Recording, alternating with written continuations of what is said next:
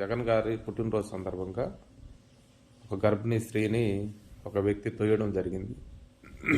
ఆ వ్యక్తి జన సైనికుడు. ఆయన తోసింది వాళ్ళ వదిన్నే, అయినా కూడా చూడు ఎట చేశారు అని వైసీపీ వాళ్ళు మాట్లాడుతూ ఉన్నారు. అదే ఆ మనిషిని పోలీసు వాళ్ళు పట్టుకోకుండా కొట్టకుండా చేయకుండా ఉంటే జన సైనికుడని వదిలేశాడని మీరే కదా మాట్లాడతారు. మళ్ళా జన సైనికుడు అయితే ఏంది, వైసీపీ నాయకుడు అయితే ఏంది, టీడీపీ నాయకుడు అయితే ఏంది, ఆడ తప్పు జరిగింది, దానికి శిక్ష పోలీసు వారు వేస్తున్నారు.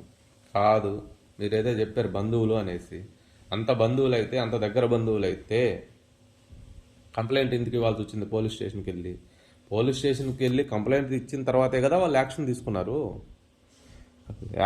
కంప్లైంట్ ఇవ్వకముందు అయితే తీసుకోలేదు కదా.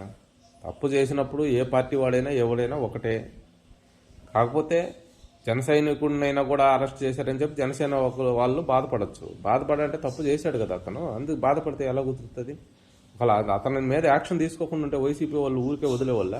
జన సైనికుడు అని పట్టించుకోలేదు. అదే వైసీపీ వాళ్ళు అయితే అట చేసేవాళ్ళు ఇటు చేసేవాళ్ళు అని గోల చేసి ఉండేవాళ్ళు. చట్టం ఎవరికైనా చట్టమేం కాదు. చట్టం ఎవరికైనా చట్టమే.